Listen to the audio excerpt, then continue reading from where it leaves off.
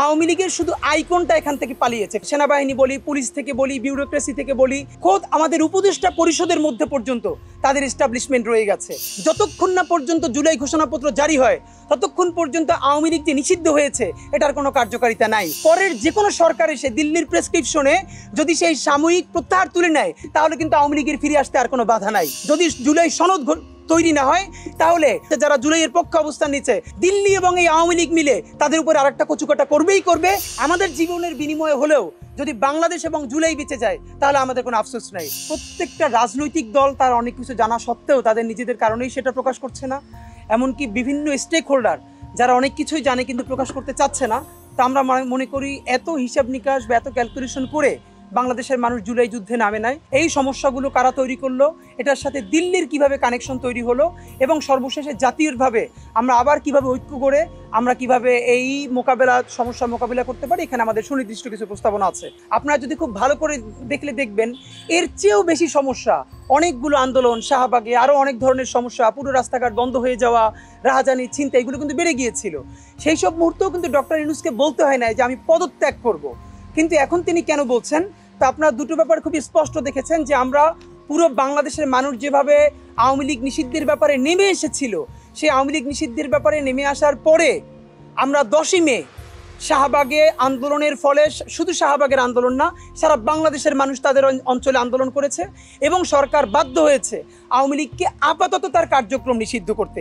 আপনারা জানেন এই বাংলাদেশের মধ্যে অনেকে যেরকম বলে ডিপ স্টেট হোক বা অন্যান্য স্টেট হোক, আওয়ামী লীগের শুধু আইকনটা এখান থেকে পালিয়েছে, ফ্যাসিস্ট আইকনটা।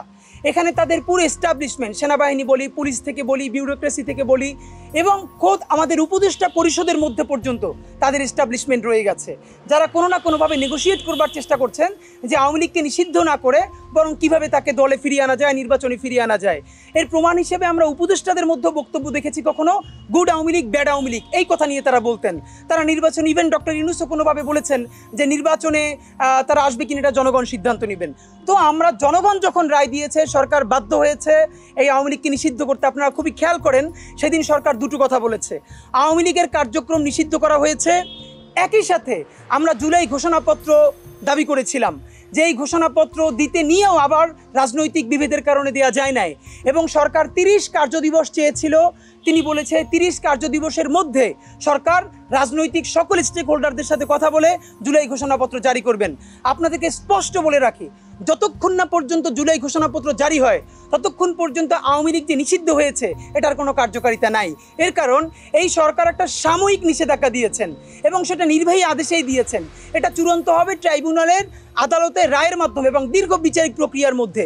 তো কালকে বা পরশু যদি নির্বাচন হয়ে যায়, পরের যে কোনো সরকার এসে দিল্লির প্রেসক্রিপশনে যদি সেই সাময়িক প্রত্যাহার তুলে নেয় তাহলে কিন্তু আওয়ামী লীগের ফিরে আসতে আর কোনো বাধা নাই।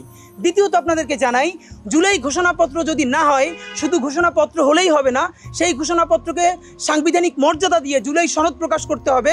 সেটা না হলে ঠিক সিপাহী বিপ্লবে, এই বিপ্লবে অংশগ্রহণ করার অপরাধে আমাদের হাজারো লক্ষ, আমাদের বাবা, আমাদের ভাই, আমাদের পূর্বপুরুষ জগন্নাথ বিশ্ববিদ্যালয়ের সামনে বাহাদুর শাহ পার্কে তাদেরকে গাছের সাথে ঝুলিয়ে শুধু ফাঁসি দেওয়া হয় নাই, দিনের পরে দিন তাদের লাশটা ঝুলিয়ে রাখা হয়েছিল যাতে ব্রিটিশদের বিরুদ্ধে আর কেউ কোনোদিন আন্দোলন করার সাহস না দেখায়।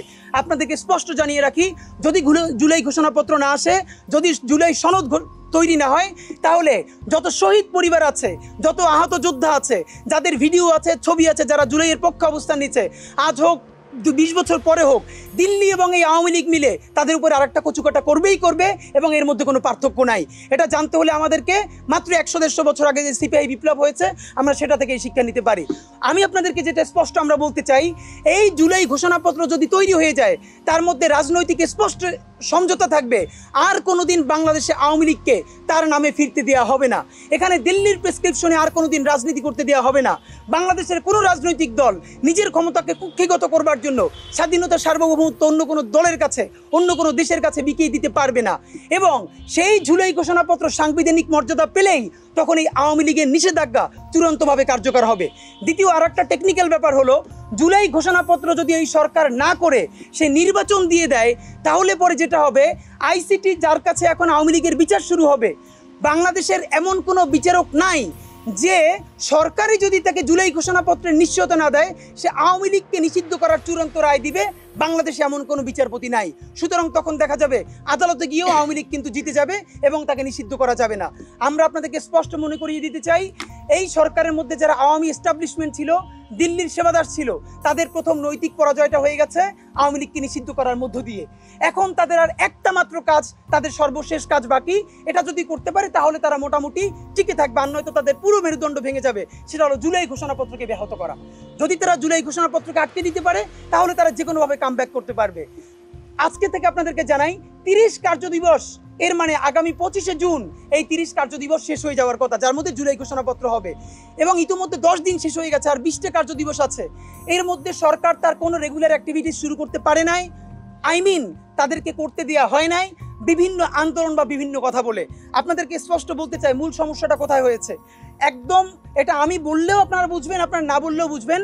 এই 10 মাস পরে এসে সেনাবাহিনী এবং সরকার এই কথাগুলো বলা আমাদের জন্য অত্যন্ত বিপজ্জনক। কিন্তু দেশ ও জাতির প্রয়োজনে কাউকে না কাউকে সেই বিপজ্জনক কাজটা করতে হবে। আমরা বাংলাদেশের স্বার্থে, দেশ ও জাতির স্বার্থে সেই বিপজ্জনক কাজটা করলাম। আমাদের জীবনের বিনিময়ে হলেও যদি বাংলাদেশ এবং জুলাই বেঁচে যায় তাহলে আমাদের কোনো আফসোস নাই।